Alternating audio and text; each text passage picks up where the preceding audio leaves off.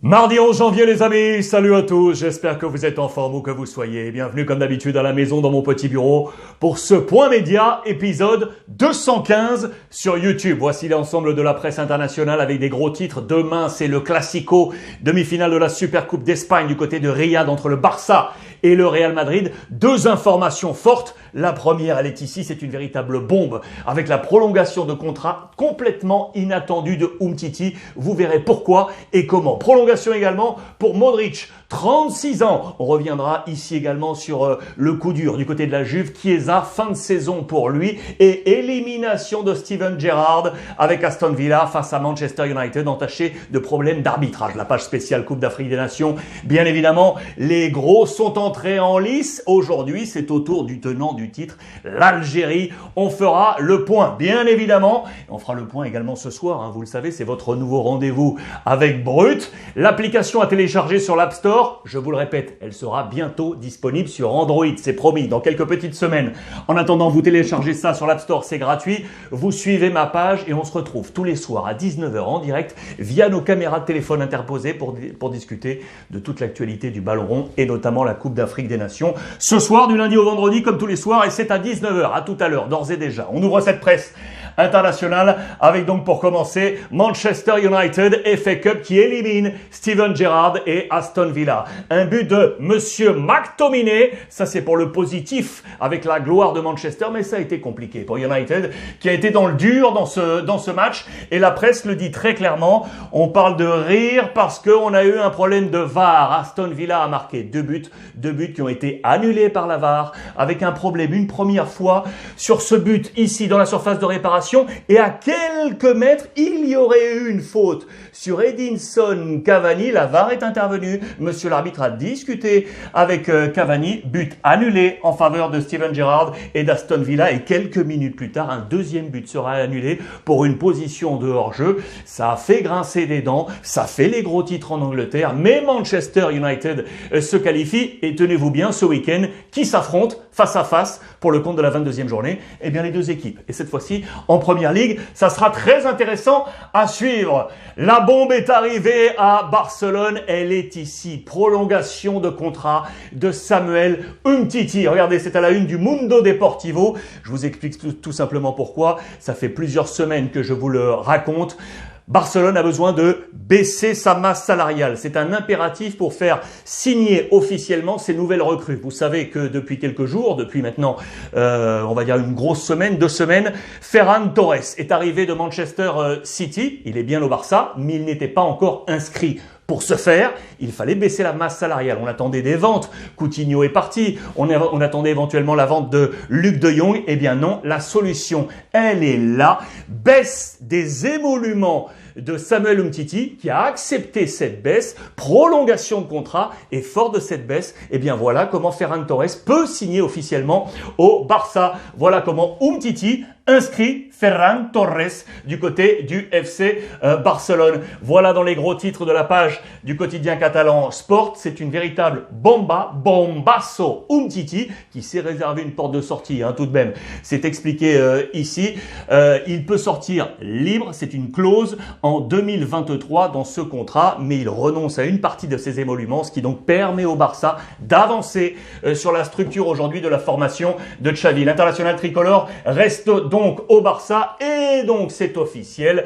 Les voyants sont au vert, lumière verte pour Ferran Torres et pour signer. Je vous rappelle qu'il n'a plus joué depuis quasiment 100 jours. 93 jours depuis son dernier match. C'était sous les couleurs de Manchester City. Cas arrivé, départ côté FC Barcelone et toujours le cas Dembélé. Bien évidemment, on cherche la solution et on la veut regarder pour janvier, les amis. On veut trouver la solution pour janvier. Coutinho était parti, ça vous le savez, c'était pour baisser cette masse salariale. Ça y est, c'est officiel. Le hockey médical de Aston Villa, le club du côté de Birmingham, pour signer à Villa l'information justement de Steven Gerrard dont on vient de parler face à Manchester United. Côté Barça, alors pour appréhender ce match de demain de demi-finale de Supercoupe face au Real Madrid, il y a des bonnes nouvelles.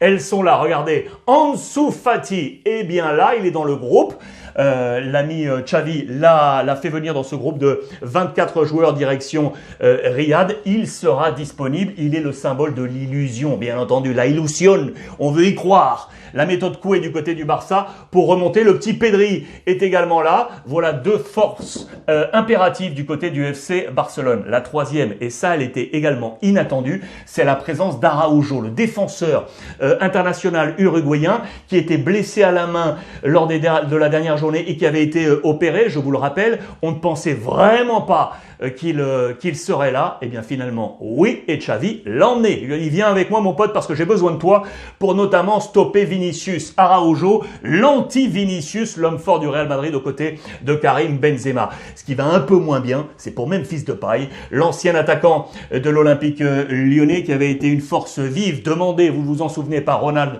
Koeman, son compatriote. Il est dans le dur. Attention, ça pourrait éventuellement être une sortie, peut-être, du côté du FC Barcelone. Voilà pour toute l'actualité. Barça, l'adversaire, le Real Madrid. Voici l'actu du Real. Un homme à la une de la presse du Real Madrid avant cette demi-finale de Supercoupe d'Espagne du côté de Riyad entre le Real et le Barça. C'est Luka Modric, 36 ans les amis. Et il va prolonger. Le cerveau du Real Madrid. Regardez, les deux hommes se sont affrontés sur la pelouse. Modric avec Xavi, il est aujourd'hui entraîneur et il le retrouve une nouvelle fois sur sa route. Un an de plus pour le père Luka Modric et ce donc jusqu'en 2023. 36 ans, il est énorme. C'est l'un des cerveaux du Real Madrid et il va poursuivre son aventure démarrée en 2012-2013 en provenance de Tottenham. On s'en souvient, il est toujours là et il est frais comme un gardon. Tous les contrats du Real Madrid sont en train d'être affinés. Ce qui est sûr, c'est que certains vont partir, et notamment 3 hommes, les amis. À la fin de la saison, Bale, Isco et l'emblématique Marcelo qui devrait quitter le Real Madrid au terme de cet exercice. Modric qui est donc au cœur de ce système madrilène avec ses deux acolytes, vous les connaissez, c'est la salle des machines.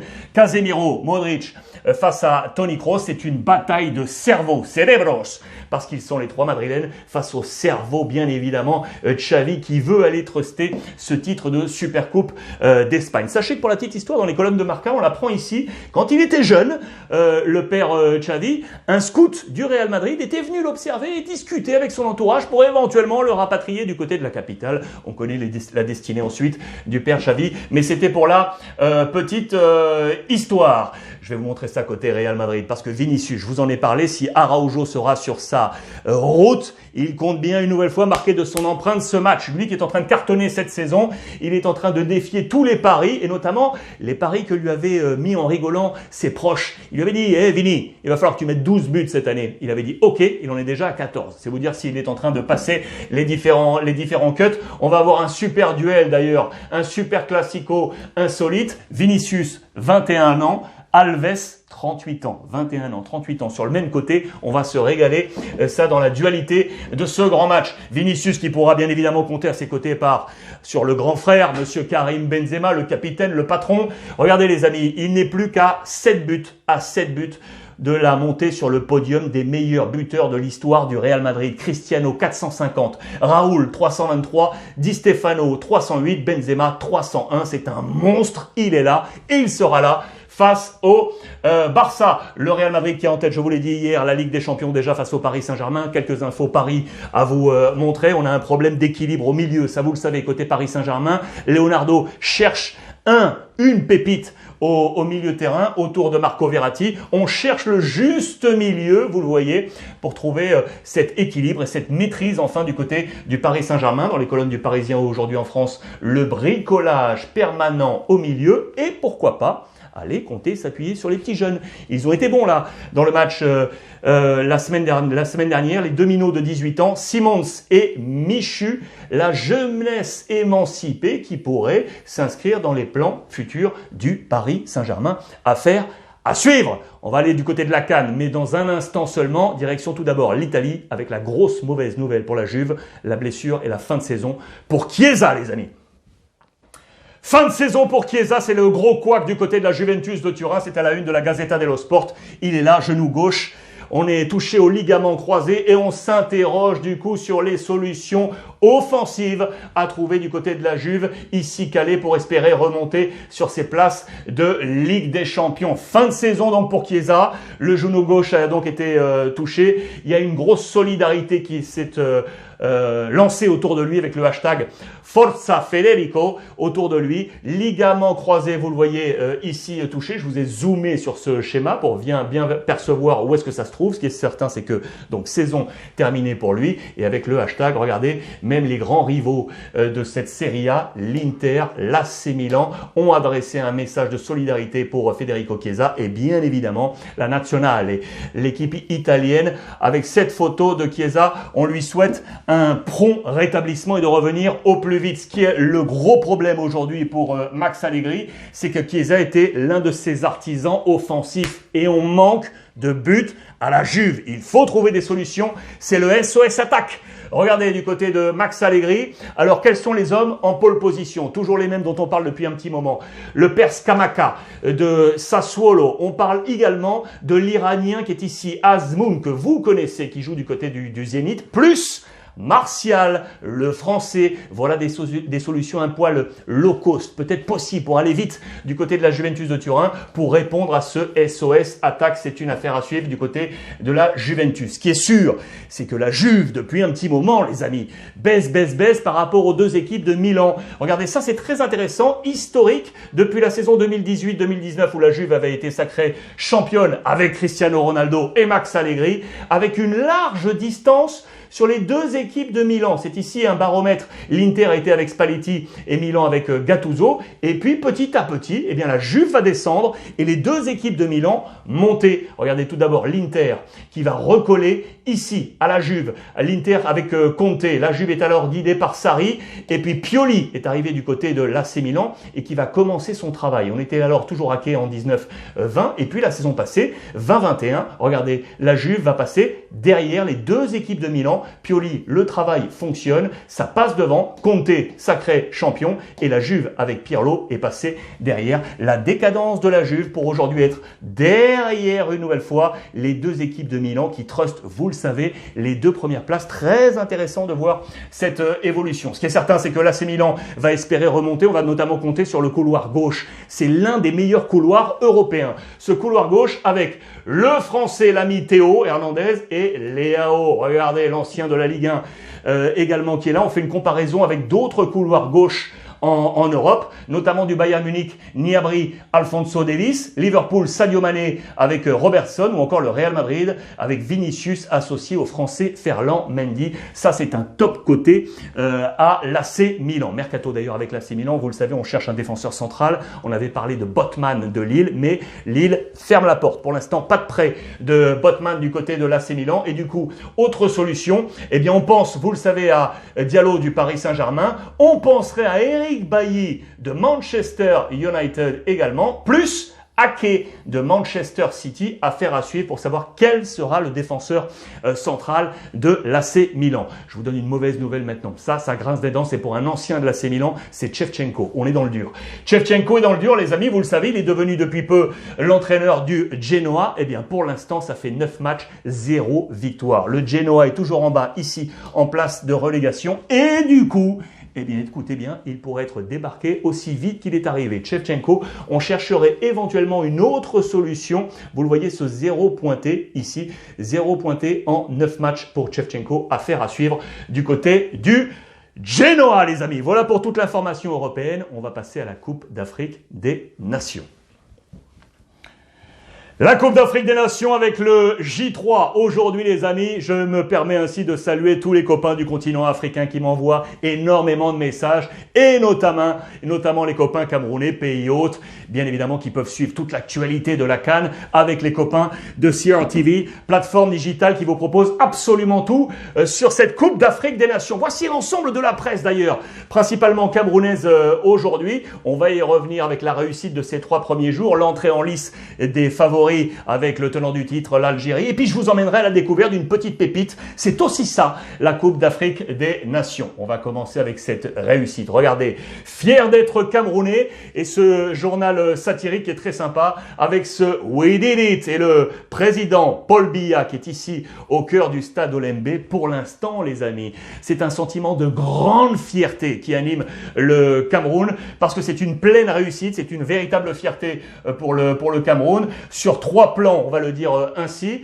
Regardez avec tout d'abord la réussite de la cérémonie, bravo au Cameroun. Deuxièmement, la victoire, bien évidemment, avec Vincent Aboubakar sur le plan sportif, on est passé. Et le troisième plan, il est intéressant également, c'est sur le plan économique. Regardez, le développement économique du Cameroun, fort de ces nouvelles infrastructures, ça fait du bien au Cameroun. Sachez d'ailleurs que le secrétaire général attaché au président Paul Biya a présenté un document de plusieurs pages intitulé, vous le voyez, il est ici, Cameroun on the move. On est en marche côté Cameroun pour relancer l'économie camerounaise fort de cet accueil de la Coupe d'Afrique des Nations et ça fait du bien. Il y a quand même quelques grinçages dedans. Il y a quelques grincement de dents, pardon, du côté du Cameroun. Je vous montre ça, vous en avez peut-être entendu parler sur l'ensemble des réseaux sociaux. Sachez que dans la nuit dernière, de dimanche à lundi, à Douala, en marge de la cérémonie, il y a eu un acte isolé. Des journalistes algériens ont été un poil bousculés avec des téléphones dérobés et autres, vous le voyez, et on s'est posé des questions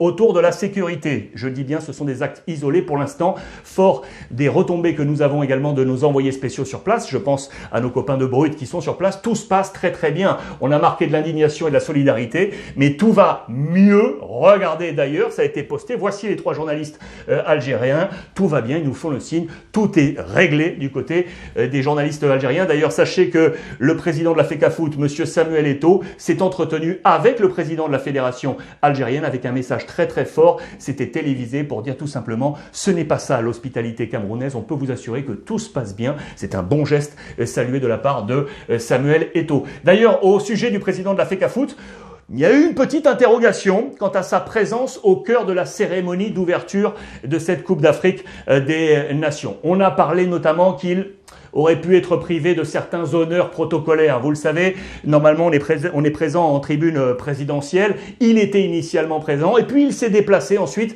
pour aller dans la loge des artistes. Regardez là, c'est là cette photo. Il était notamment aux côtés de l'ami Fally Ipupa, le célèbre artiste congolais qui a ouvert en musique cette cérémonie. Ils étaient ensemble dans cette loge. Ils n'étaient donc pas en loge présidentielle. On s'interroge sur les relations entre le président de la CAF et le patron de la fédération camerounaise de football. Vous allez comprendre pourquoi. Et puis, je vais vous parler de cette colère-là des vieux indomptables. Voici le papier sur l'ami Samuel Eto'o. Vous voyez que c'est à la une de plusieurs papiers dans la presse camerounaise. Mais ça semble être réglé là aussi. Vous avez eu l'intervention avec le président de la fédération algérienne. Le président de la FECAFOOT est bien en place et il drive le football camerounais aujourd'hui, monsieur Samuel Eto'o. Il peut donc notamment compter sur les vieux lions indomptables qui sont réunis dans un comité pour participer à l'essor du football camerounais. Il y a des grands noms, hein. Roger Mila qui est ici, Jean-Paul Akono pour ceux qui le connaissent, médaille d'or aux Jeux de Sydney en 2000. Il y a du Lucien Métomo, bien entendu. Ils sont tous alliés à Samuel Eto'o. Eux aussi veulent bien qu'on rappelle leur rôle. C'est pas un rôle de bénévolat. Ils sont actifs aujourd'hui à la bonne tenue de cette Coupe d'Afrique des Nations. C'est important. Il faut soutenir comme ça les anciens et je pense notamment à cette équipe des vieux lions indomptables. En attendant, le Cameroun, je l'ai dit, s'est imposé dans ce match d'ouverture. 2-1 face au Burkina Faso. Mais ça a été un poil brouillon. On a été mené 1-0, je vous le rappelle, avec les 2 pénaltys de monsieur Vincent Aboubakar. Et du coup, nos confrères, je salue notamment un copain, un collègue, Patrick Mboma, lui qui est actif sur les antennes de Canal+ Afrique.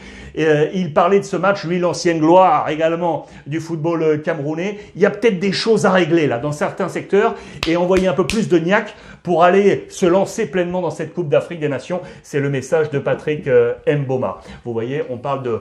On a été un poil brouillon du côté du Cameroun. Deuxième match, ce sera jeudi face à l'Éthiopie. À voir comment ça va se passer. Je vous l'ai dit, je profite également de cette page pour vous présenter des talents. Peut-être que vous ne connaissez pas très bien. En Afrique, je sais qu'on le connaît, lui. C'est ici, c'est nous Tolo, les amis. Nuhu Tolo, il est dans le team de Tony, d'Antonio Conceição, le sélectionneur camerounais. Alors, je vous explique. Il a 25 ans. C'est un natif de Douala. Pourquoi vous ne le connaissez pas ou peu en Europe? C'est qu'il joue en MLS, du côté de Seattle Sounders. Mais il est en train de prendre la place dans le 11 sur le poste de latéral gauche. Pourquoi? Parce que durant les dernières semaines, Ambroise Oyongo Bitolo de Montpellier a été blessé à ce poste. On a eu plusieurs essais. Je pense notamment au natif de Yaoundé, Chamba, ou encore Dawa Chokonte, le natif de Colombes, ici en France. Ça a plus ou moins fonctionné, on a fait l'affaire, mais on est allé chercher le petit Nuhu Tolo qui avait été lancé pour la première fois en équipe nationale en 2017 par Hugo Bross. Et puis, l'homme formé du côté des Rainbows de Barenda s'est imposé dans ce groupe. Il devrait s'imposer. C'était son premier grand test. Il a été bon. C'est une affaire à suivre dans cette Coupe d'Afrique des Nations. Retenez bien son nom. Nuhu Tolo. Seattle Sounders. Très intéressant. Il y a de la concurrence à ce poste avec le retour de Yongo Bitolo, bien entendu. Plus, je pense à Enzo Ebossé du SCO d'Angers. Affaire à suivre. Mais retenez bien ce nom, les amis. Hier, le Sénégal, c'était l'entrée en lice également des favoris. S'est imposé, je vous le rappelle. Là aussi, victoire 1-0 avec un but à la 97e minute sur penalty de Sadio Mané, qui a été élu MVP, le joueur de Liverpool, pour délivrer, vous le voyez, le Sénégal pour les Lions de la Teranga d'Aliou Cissé. Les grands entrés en liste, les favoris, avec donc aujourd'hui, en plus du Sénégal hier, regardez, ils sont là, les Égyptiens en tant que favoris, plus...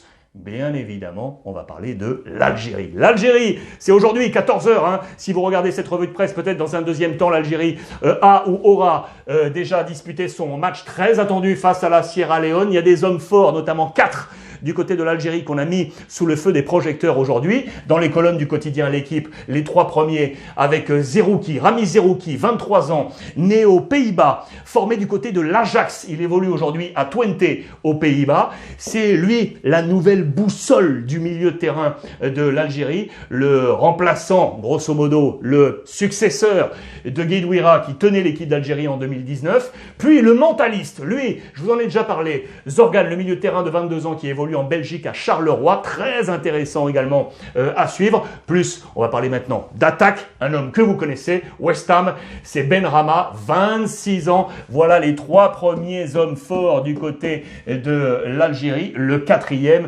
c'est Slimani, très attendu également, le meilleur buteur de l'histoire de l'Algérie, qui est pas en meilleure forme du côté de l'Olympique lyonnais. On lui souhaite la meilleure CAN possible pour se relancer. C'est difficile. Pour l'instant, sa saison du côté de l'Olympique lyonnais, c'est une affaire à suivre. Pour preuve, regardez dans les colonnes de L'Équipe, ça c'est dans le Parisien aujourd'hui en France. L'OL, pas de neuf. Lui de Lyon, on nous dit que pour l'instant, on n'arrive pas à trouver des solutions au poste de numéro 9. On attendait Slimani comme une solution. Pour l'instant, ce n'est pas le cas. Espérons-lui d'autres destinées du côté de l'Algérie avec cette Coupe d'Afrique des Nations. Voilà les amis pour ce point complet. Je vous le rappelle d'ailleurs, n'oubliez pas qu'avec CRTV, vous ne manquerez rien. L'émission, comme tous les soirs en direct, à 21h50, Extra Time, où vous retrouvez notamment ma petite rubrique. Sachez que 21h50, elle est à la fois diffusée sur CRTV Sports et en codiffusion sur CRTV News. Rediffusion sur Premium à partir de 1h15 du matin. Nous, on se retrouve comme d'habitude sur YouTube, comme tous les jours, pour la revue de presse. Et n'oubliez pas, ce soir, je vous attends, 19h, je vous attends sur Brut Live pour parler de l'actualité ballon, la Coupe d'Afrique des Nations avec le match, bien évidemment, de l'Algérie. Et on parlera mercato très certainement avec le Barça. Inscrivez-vous et on se retrouve. En attendant, profitez des vôtres et je vous embrasse.